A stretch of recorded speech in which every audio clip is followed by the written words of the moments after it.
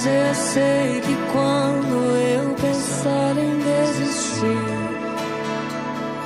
Então, Evangelho de Marcos, capítulo 14, vamos ler do verso 1 ao 9, do verso 1 ao 9, e depois a gente vai estar garimpando, né, nessa parte do texto bíblico e sendo abençoados por ele. Todos encontraram? Evangelho de Marcos, a partir do verso 1 do capítulo 14, está assim escrito: Evangelho do nosso Senhor. Dali a 2 dias era a Páscoa e a festa dos pães asmos. E os principais sacerdotes e os escribas procuravam como prenderiam a traição e o matariam, falando a respeito de Jesus. Pois diziam: não durante a festa, para que não haja tumulto entre o povo. Verso 3. Então, estando, ele em Betânia, reclinado à mesa, em casa de Simão, o leproso, veio uma mulher trazendo um vaso de alabastro, com precioso perfume de nardo puro, e, quebrando o alabastro, derramou o bálsamo sobre a cabeça de Jesus. Indignaram-se alguns entre si e diziam: para que esse desperdício de bálsamo? Porque este perfume poderia ser vendido por mais de 300 denários e dar-se aos pobres. E murmuravam contra ela. Mas Jesus disse: deixe-a, por que a molestais? Ela praticou boa ação para comigo, porque os pobres sempre os tendes convosco, e quando quiserdes, podeis fazer-lhe bem. Mas a mim nem sempre me tendes. E ela fez o que pôde, antecipou-se a ungir-me para a sepultura.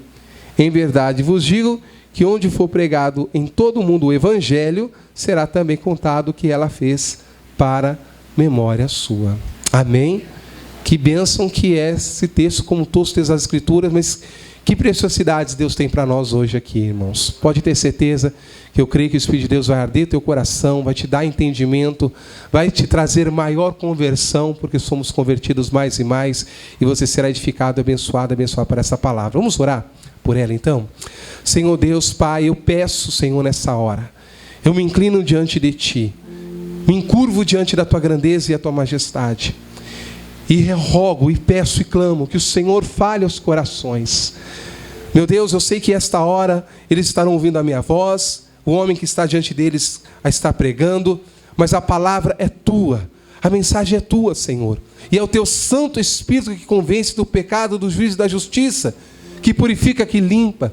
Então, ó Deus, eu te peço, faça toda a Tua boa obra sobre cada coração, cada vida, cada alma que aqui está. Que saiamos todos edificados pela Tua palavra, porque não é um momento qualquer a qual nós separamos nesta manhã de domingo, mas é uma manhã separada para Ti, para mais uma vez ouvirmos a Tua voz, sermos instruídos, sermos confrontados, Senhor, abatidos e edificados, porque o Senhor faz a ferida e sara. Quão bendita é a Tua obra de restauração sobre o Teu povo. Então fala conosco nesta manhã, para que a glória seja devolvida a Ti, em nome de Jesus. Amém e amém, graças a Deus. Por isso sentar. Amém. Deixa eu ver, estou com o meu reloginho aqui também. Deixa eu ficar. Aqui não tem, né, pastor? Aqui não tem não, né? Deixa eu ficar com o meu então. Glória a Deus. Queridos, eu tive a liberdade em Deus, quando li esse texto que o pastor Rocha compartilhou conosco, de construir nele o que Deus fez saltar aos meus olhos e que deu uma temática ao que nós acabamos de ler, acabamos de ver, porque nós vamos encontrar aqui um recheado disto, que são paradoxos maravilhosos. Paradoxos maravilhosos. Nós encontramos aqui nessa parte do texto, em outras partes das Escrituras também. E paradoxos, eu até procurei, ver o significado e coloquei aqui no meu esboço, que eu quero compartilhar com vocês, para que venhamos compreender tudo que vamos ler aqui. Nós encontramos o significado de paradoxo, dentre alguns, este: pensamento, proposição ou argumento que contraria os princípios básicos e gerais que que costumam orientar o pensamento humano, ou desafia a opinião concebida, a crença ordinária e compartilhada pela maioria. Também nós encontramos declaração aparentemente verdadeira, mas que leva a uma contradição, ou que contradiz a intuição humana, ou contradiz a intuição humana. Então, paradoxos, basicamente, são pensamentos e coisas, intuições, muitas das vezes contraditórias. E apesar de ser, então, pensamentos, e de repente colocações contraditórias, em alguns momentos podem parecer algo nocivo, que é algo destrutivo, algo ruim, outras vezes algo reflexivo, algo que gera uma reflexão, uma importância, um resultado melhor do que poderia se pensar ou se idealizar. E quando nós lemos esses textos, nós encontramos isso de forma maravilhosa, do ocorrido, do que está acontecendo aqui nessa parte da Escritura. Jesus, ele estava então indo em direção a Jerusalém, em direção ao cumprimento de toda a sua vida. Nós sabemos que Jesus, ele viveu um pouquinho mais ali de 30 anos. Nós não temos muitos relatos, poucos, sobre a sua fase infantil, a sua juventude, a sua mocidade, já a sua fase adulta. Nós vemos alguns pontos que os evangelhos nos mencionam, mas são poucos. Mas a partir dos seus 30 anos, após o seu batismo por João Batista, aí nós vemos então toda a sua história sendo decorrida pelos evangelhos. E o propósito dele de nascer foi viver este período, que foi pouco se comparado a tantos que têm as suas cãs, que são seus cabelos brancos, sua idade avançada. E mesmo que a gente diga que ele viveu para a morte, para morrer, nós falamos que isso é para todo mundo também. Nós aprendemos isso até na escola, na ciência, que nós nascemos, vivemos e morremos, e assim todos os seres vivos. Mas a morte de Jesus era uma morte distinta. Era um sacrifício por toda a humanidade, que de antemão já estava organizada, para que houvesse a reconciliação dos homens, todos destituídos da glória de Deus. E nós vemos que nessa caminhada de Jesus por regiões, por lugarejos, por cidades, em direção a Jerusalém, ele realizou várias maravilhas, vários acontecimentos, várias histórias ocorreram, e que nós hoje contamos, nós anunciamos, nós pregamos, e que edificam as nossas vidas. E aqui nós encontramos uma. E nessa cidade, em específico, Betânia, uma das histórias mais conhecidas é a ressurreição de Lázaro. Mas houve este ocorrido também. O versículo 1 e 2 eu vou deixar para ler no fim. Vou fazer um pouco o contrário. Esse começo vou deixar para o fim. E quero me prender com você nessa questão desse paradoxo maravilhoso do que está acontecendo aqui do versículo 3 ao versículo 9.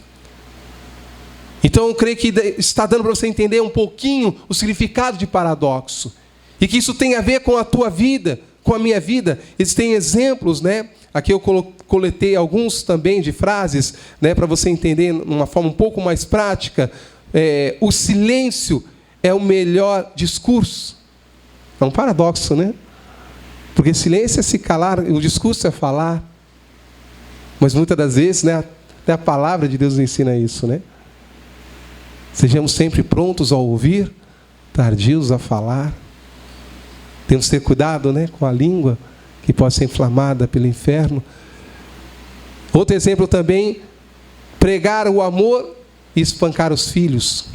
É um paradoxo nocivo. A gente vê muitas vezes a hipocrisia também, quando a gente fala, muita gente prega, mas não vive o que prega.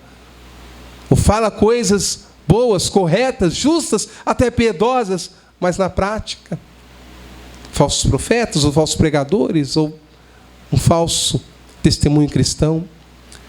Então nós vemos o paradoxo que pode ser reflexivo, edificante, e como pode ser nocivo. E aqui nós encontramos nessa história, a princípio eu quero ver com você o versículo 3, a parte inicial, já aqui o primeiro paradoxo maravilhoso, onde leia comigo de novo. Estando ele em Betânia, reclinado à mesa em casa de Simão, o leproso.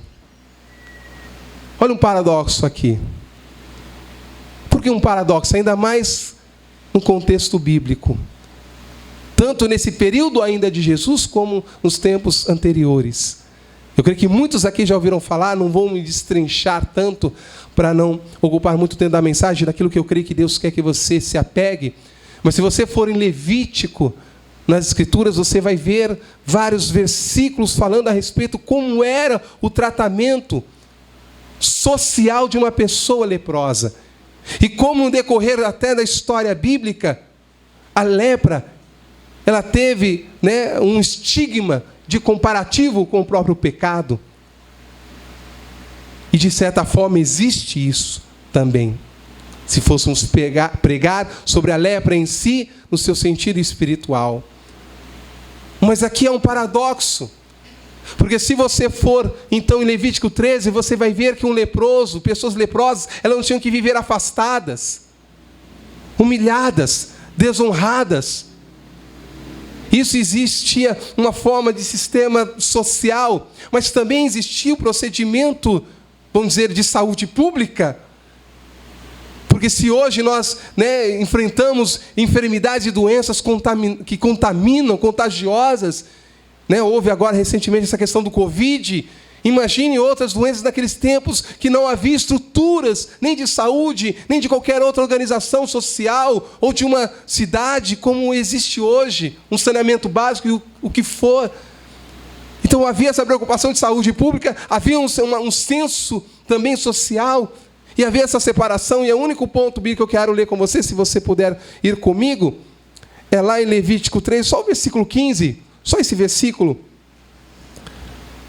para que você tenha noção da vergonha, humilhação e separação que era de um indivíduo, de uma pessoa com lepra. Levítico, só o capítulo 13, versículo 45, que diz assim: as vestes do leproso, você chegar, se acompanha comigo e vai lendo. Levítico 13, verso 45. As vestes do leproso, em que está a praga, serão rasgadas, porque passava até em objetos a lepra, não só no corpo humano. E os seus cabelos serão desgrenhados. Quer dizer, a pessoa devia estar com o cabelo maltrapilho, de qualquer forma, para mostrar até mesmo que ela estava naquele estado. Tinha que ser assim, Cobrirá o bigode e clamará. Então a pessoa iria andando e gritando assim, Imundo, imundo.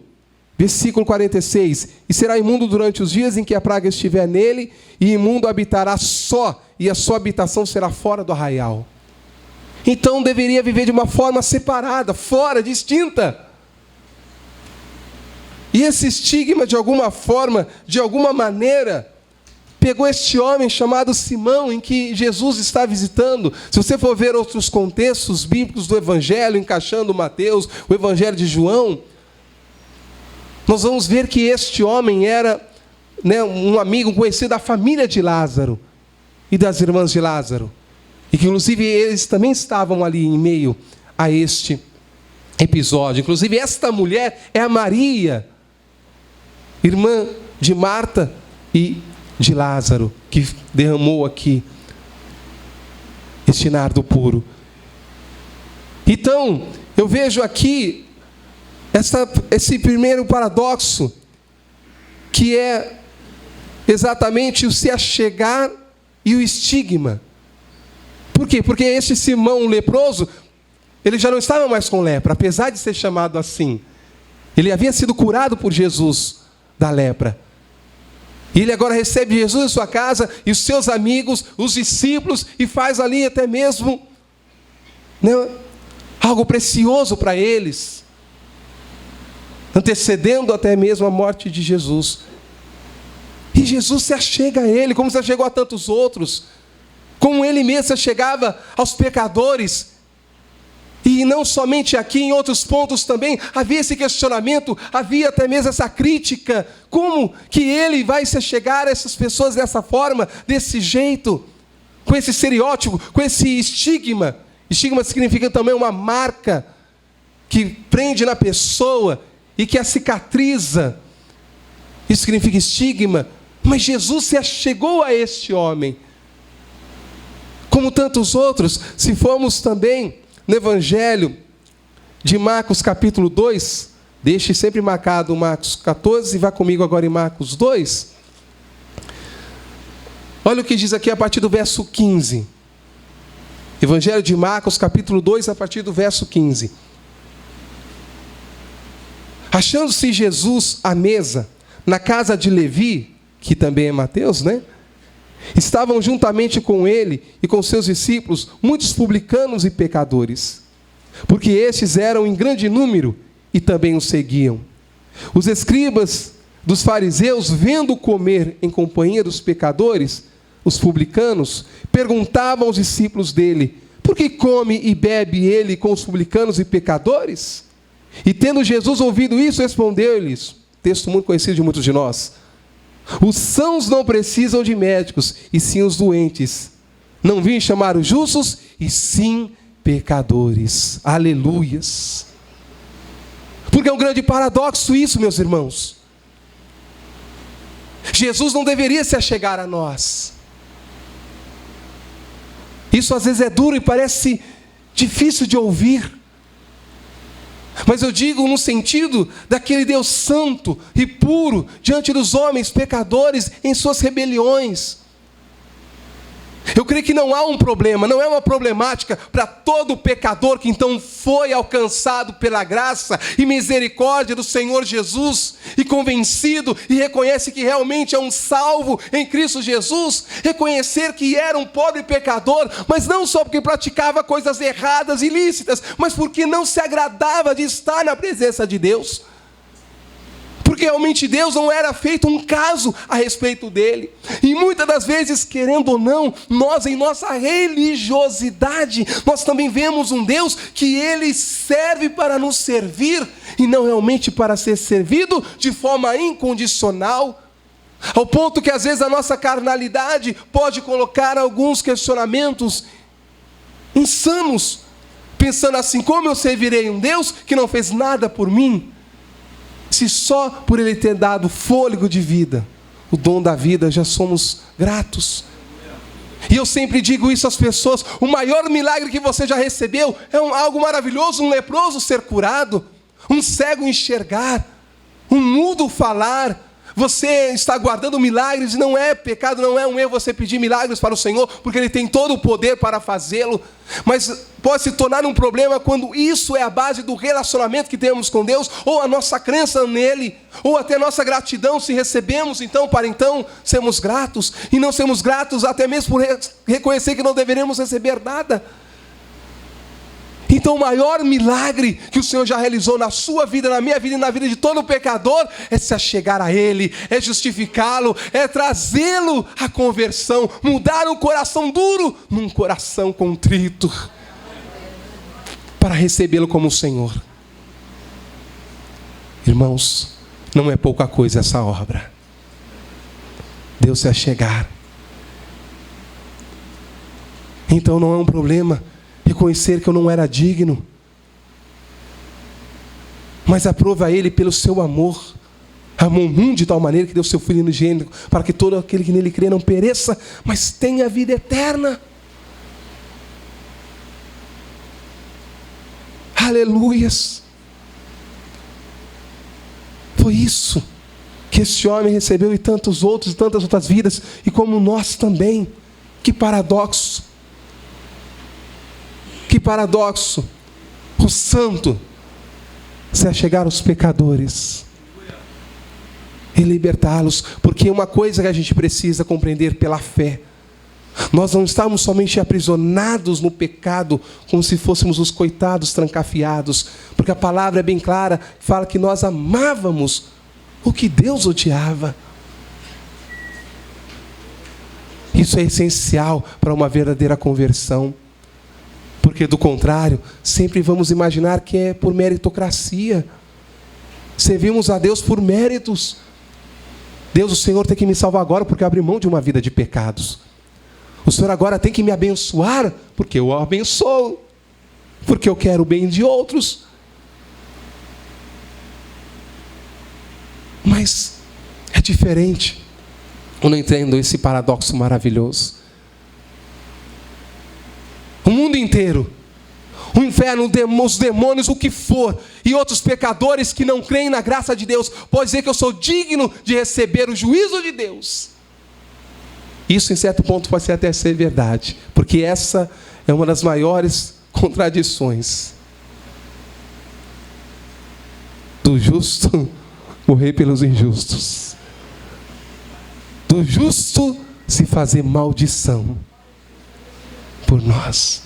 Maldito aquele que foi pendurado no madeiro, que não praticou um pecado sequer, mas foi obediente até a morte, e morte de cruz. Aleluias. Mas ele se achegou a nós. Seria muito dedicarmos todo o resto que nós temos de vida a ele? A santificação? A glória do Filho de Deus? Com certeza não. Outro paradoxo, agora vamos para aquela mulher. Voltando lá em Marcos 14, versículo 3 de novo.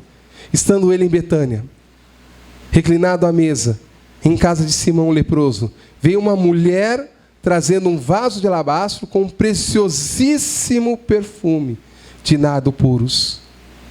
E quebrando o alabastro, derramou o bálsamo sobre a cabeça de Jesus. Outro paradoxo maravilhoso. Do valioso ao desperdício. Quem seria o louco para desperdiçar algo tão valioso? É contraditório. O que é valioso, o que é de prestígio, deve ser guardado, deve ser cuidado, deve ser zelado. Aos olhos, a gente vai ver aqui, mas você já leu até comigo, uns viram que foi um desperdício. Ela quebrou. Também poderia passar aqui horas, eu sei que alguns já ouviram muito sobre isso, não vou atentar para este ponto. Se fôssemos falar de forma estudiosa, né, aqui histórica, né, tanto do recipiente quanto do próprio nardo. Mas a questão aqui em si é que tudo aqui é de grande valor. Valor monetário, tanto o recipiente quanto o nardo puro. Valiosíssimo. Valor sentimental para aquela mulher que guardava, se você for estudar e ver os pormenores, as moças que tinham a condição de guardar aquele nardo ou qualquer perfume daquele tempo, é para reservar até mesmo para seu matrimônio, para se entregar ao seu esposo. E ela quebrou e entregou ali a Jesus, que ela viu como o seu bem maior naquele momento. E é isso que o Senhor nos ensina. E olha que Deus não cai em contradição. Ele diz que nós devemos ter zelo a muitas coisas, até com relação aqui, mais para frente eu falo com relação aos pobres, mas aqui, ele não foi contra aquela mulher. Ele não foi dizer para ela, repreendê-la, que ela fez alguma coisa errada. E que ela deveria ter guardado aquilo porque era um presente que ela recebeu de família, algo muito precioso para ela e para a história dela, presente e futura. E que Deus queria vê-la feliz. Mas olha que coisa então controversa ou paradoxal. Ela abriu mão de uma felicidade ali, futura, de algo que seria para a vida dela seguinte, quando tivesse alguém, ou uma família, ou algo assim, para agora entregar tudo ali para Jesus, seu mestre, o seu Senhor. Aleluias! E aí nós também refletimos pela palavra, pelo Evangelho, pelo Espírito. Isso não é carnal. Eu digo sempre bem para as pessoas, se queremos viver uma vida terrena, bendita,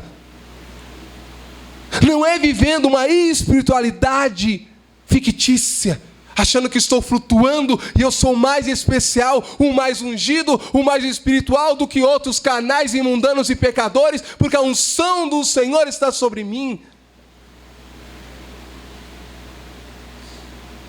Mas é vivermos com a mente de Cristo, como diz a Escritura, e vivendo para a glória do Filho de Deus em todos os sentidos.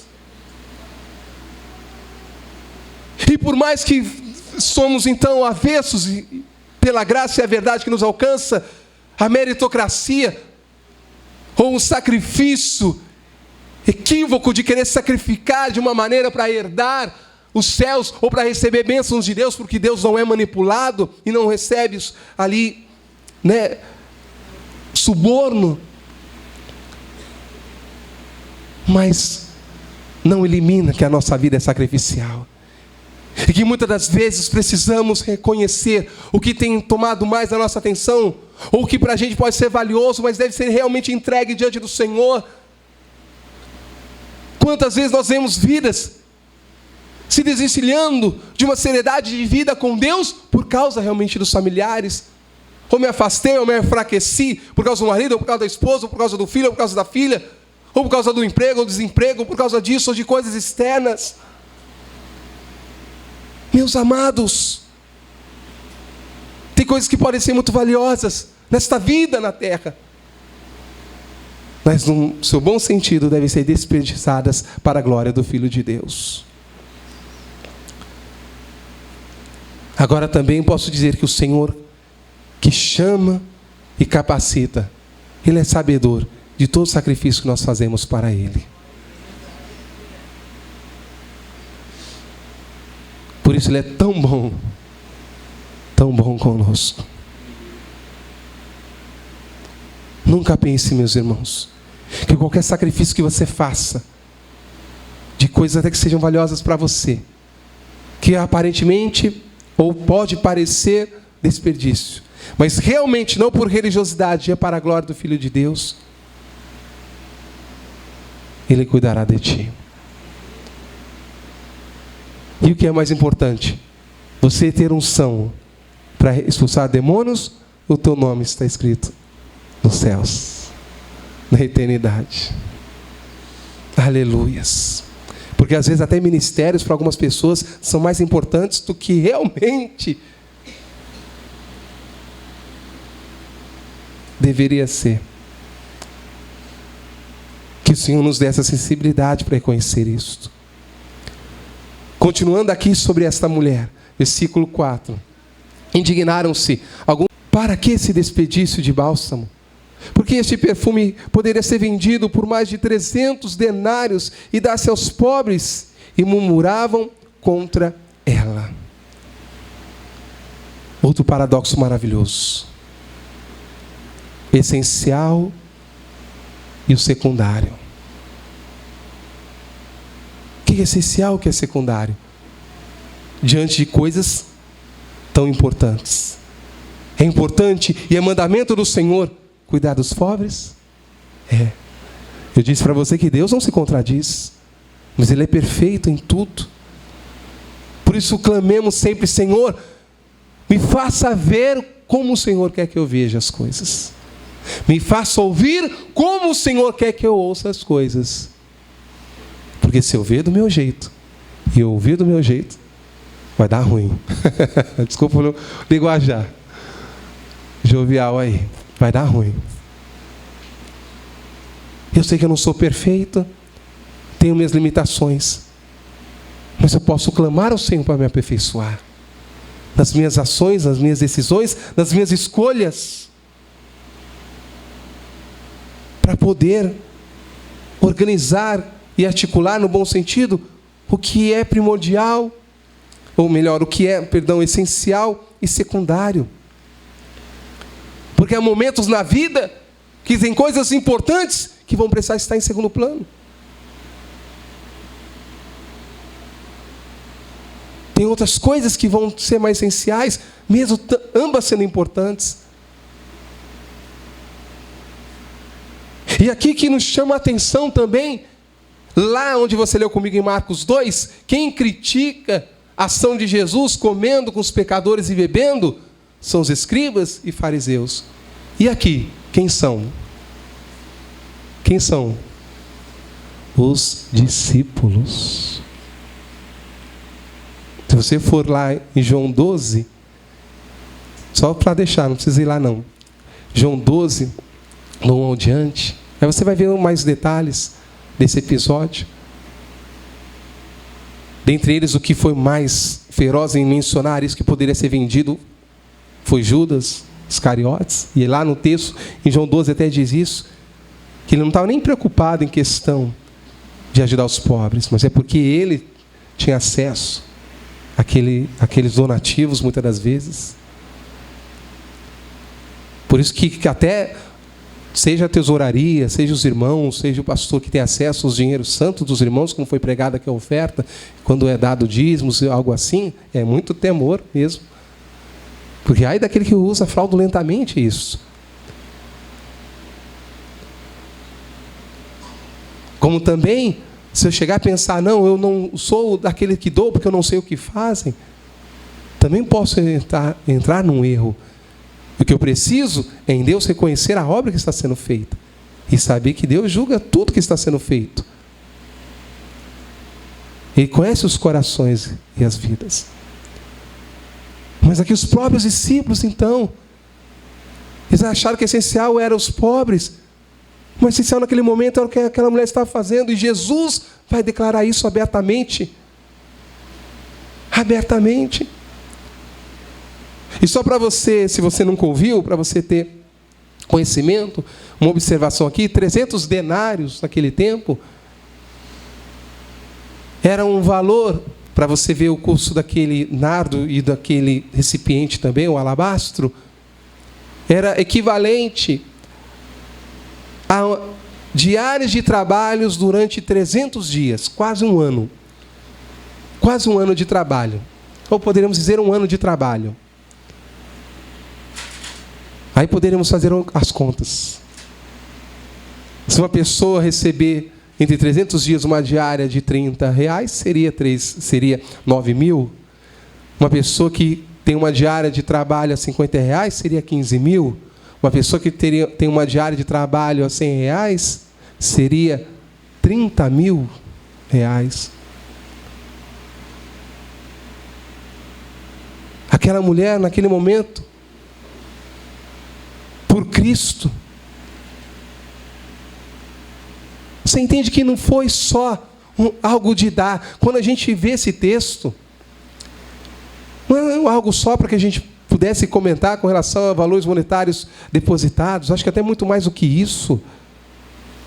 Porque atinge a fé e a fidelidade daquela mulher em reconhecer quem é aquele que está diante dela. Ao ponto de abrir mão não só de valores monetários, mas sentimentais, histórico e herança. Porque você vê, não é falado sobre os pais. Na história de Lázaro, de Marta e Maria, os irmãos, os 3 irmãos conhecidos, não é falado acerca dos pais. Não sei se foi algo que não houve uma importância para ser descrito nos evangelhos, ou eles já não estavam mais presentes, que eu acho que é o mais provável. Mas além do que, aquilo também era uma herança familiar. Você entende esse paradoxo? Todos os valores. E aquele único momento em que ela derrama sobre Jesus, e ainda praticando uma profecia, que Jesus fala que ela está ainda já declarando, antecipando o seu sepultamento, porque Jesus depois, e era costume daquele tempo, do morto receber ungüentos, né?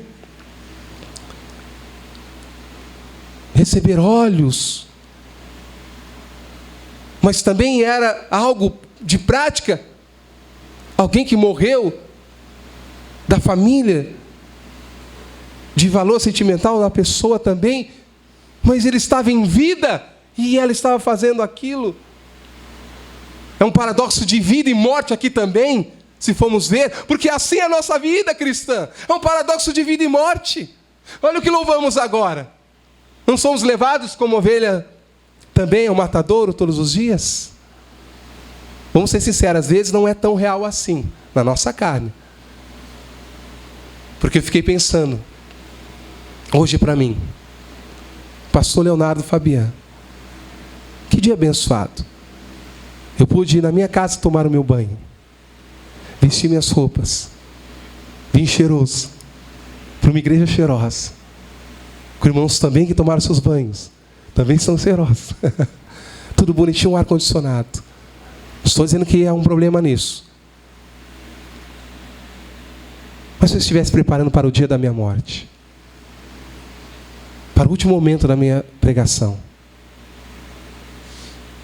se eu fosse pregar, não para um público que de repente, aos meus olhos, estão tão receptivos, e fossem mais agressivos.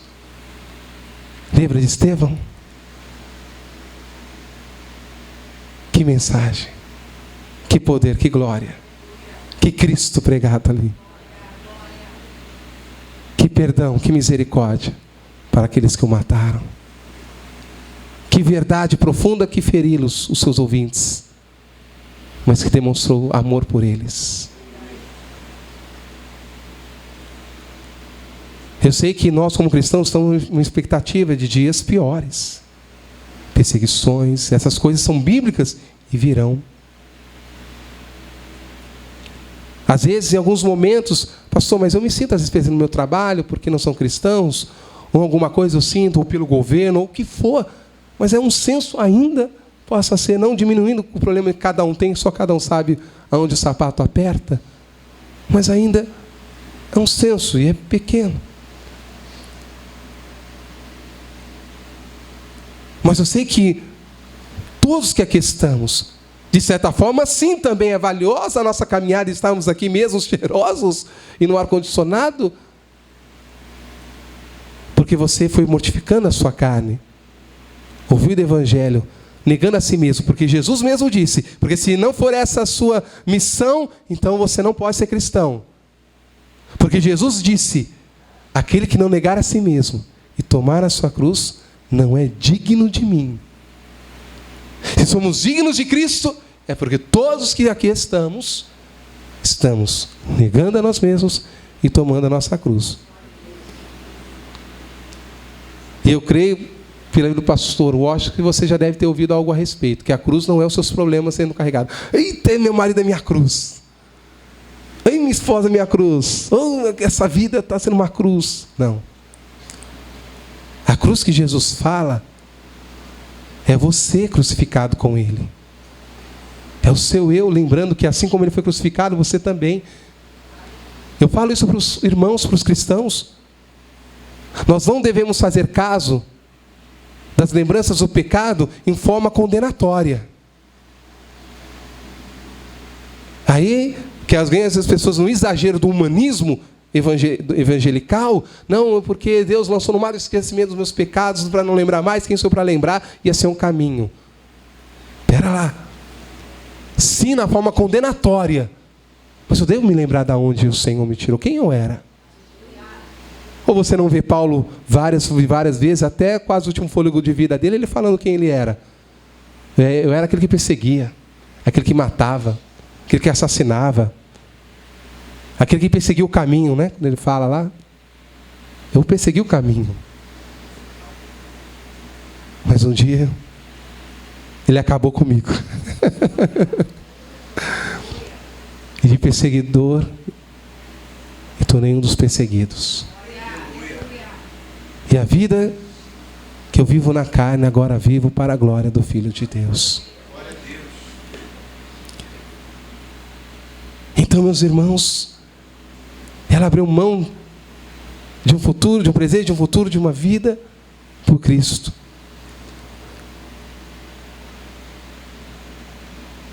E ele até honrou, tanto que disse que essa atitude seria para a memória.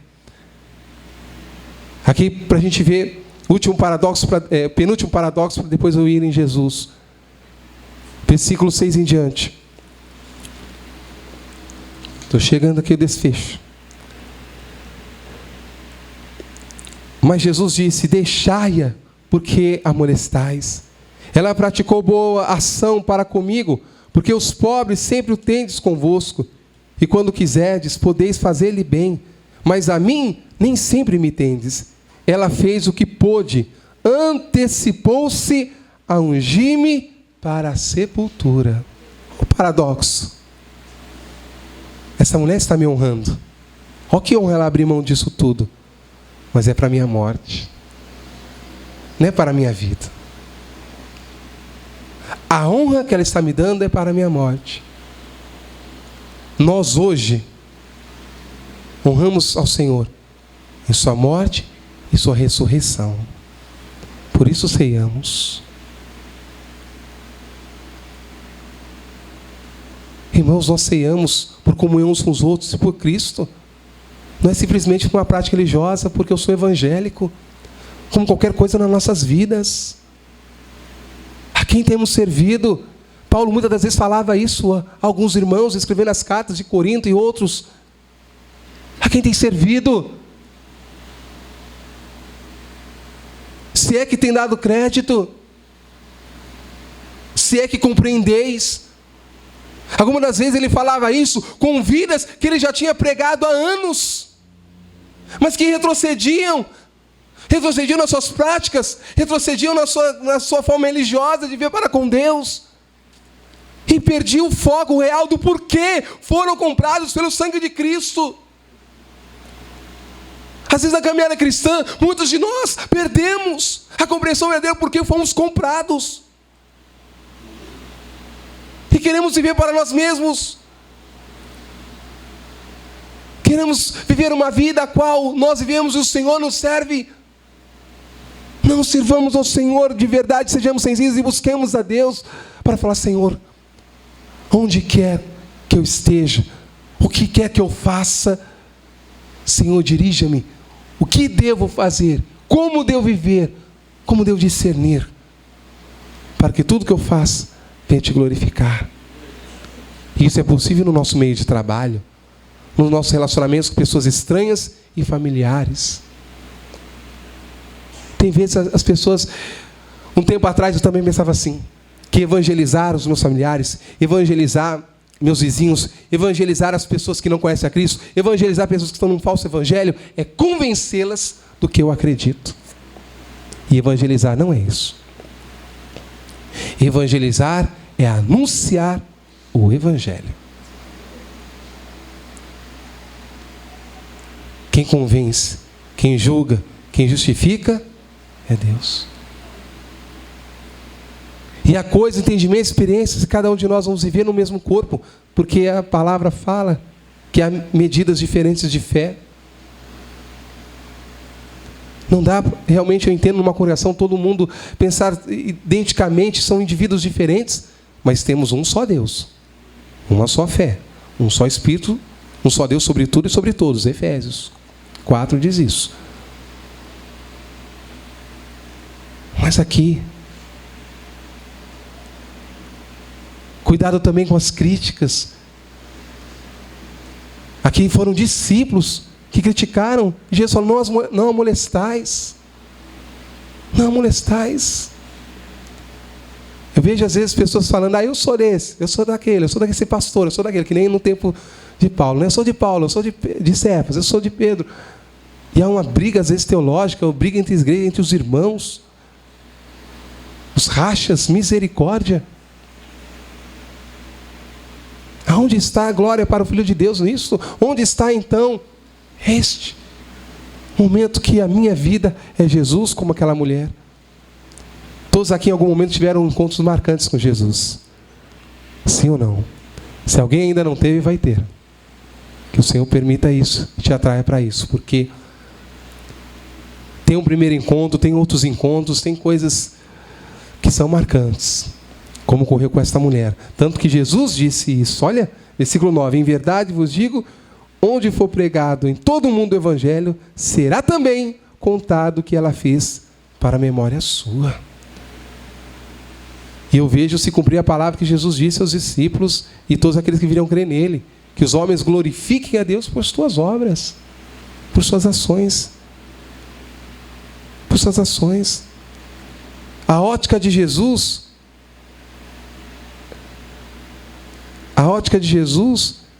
do que deve ser primordial é que deve nos mover, nos empaquetar. É a ótica de Jesus, não a nós.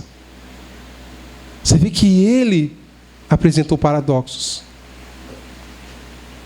para demonstrar nem a sua ótica, nem a sua ótica é a minha ótica.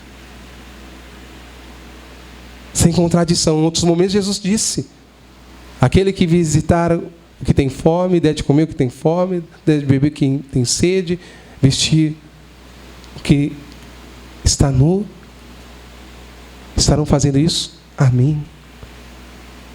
Há tempo realmente para todas as coisas.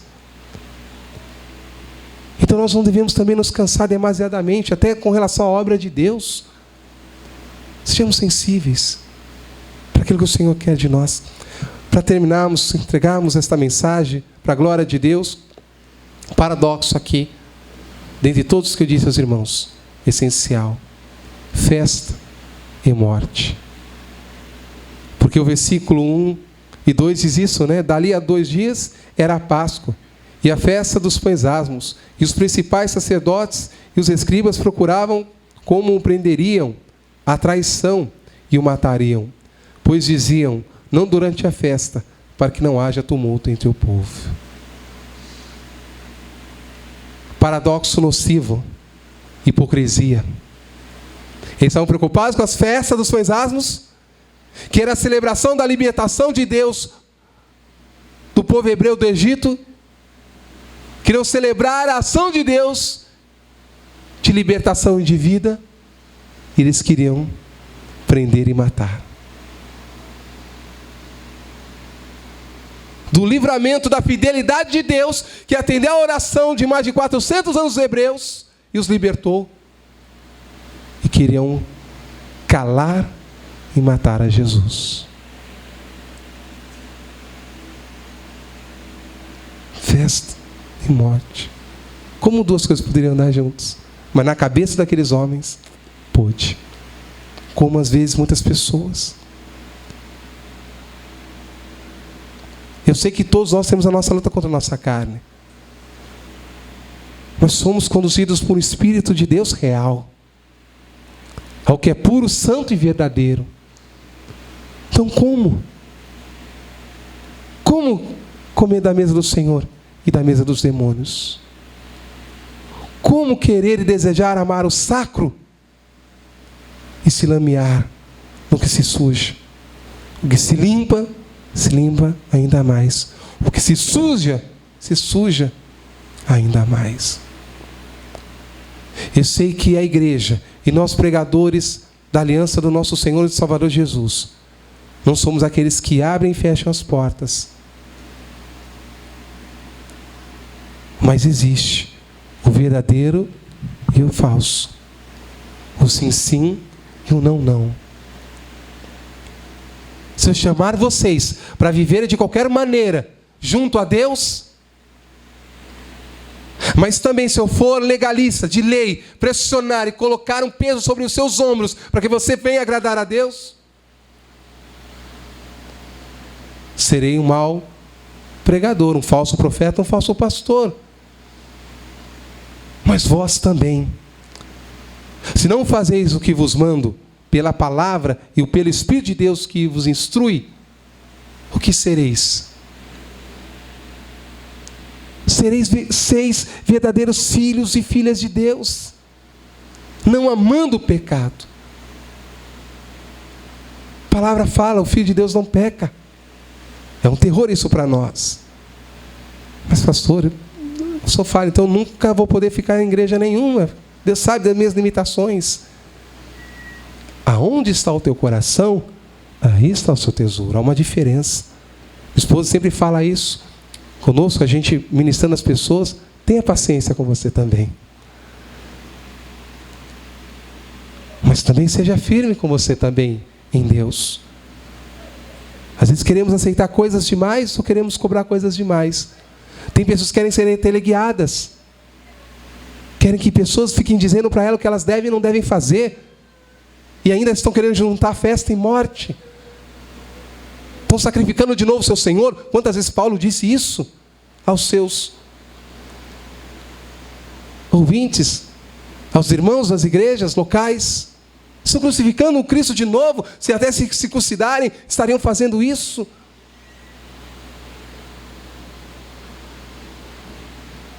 Mas por outro lado, esse paradoxo positivo, não nocivo.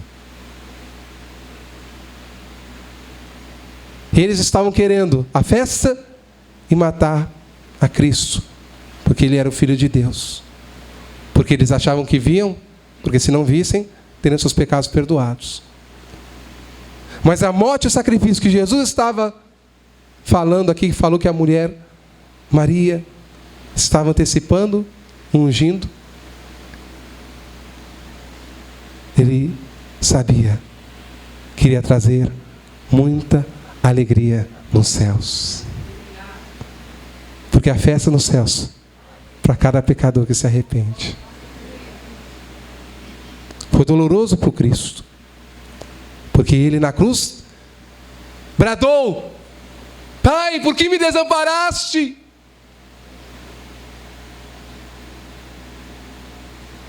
Mas também, com pouca força, para a glória do Pai e para o propósito que Ele veio em carne, está consumado.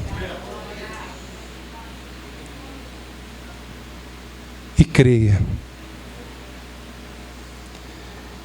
está sendo preparada uma grande festa, na glória e na eternidade, que todos receberão um novo nome, e vestes brancas, e realmente num grande coral, louvaremos, exaltaremos ao Senhor para todos sempre, glorificando e adorando o Cordeiro que for morto, mas que está em glória e reinará para todos sempre. Assim como nada e ninguém nos separará do amor de Cristo.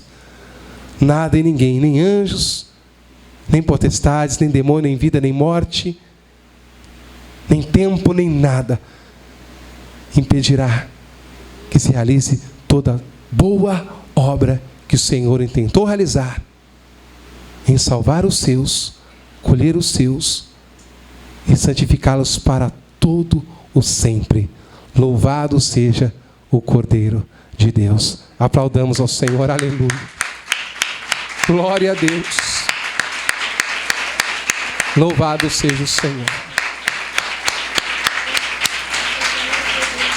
Creia. Um pouquinho de tempo. Creia. Os nossos olhos verão o Rei. Mas eu sei que quando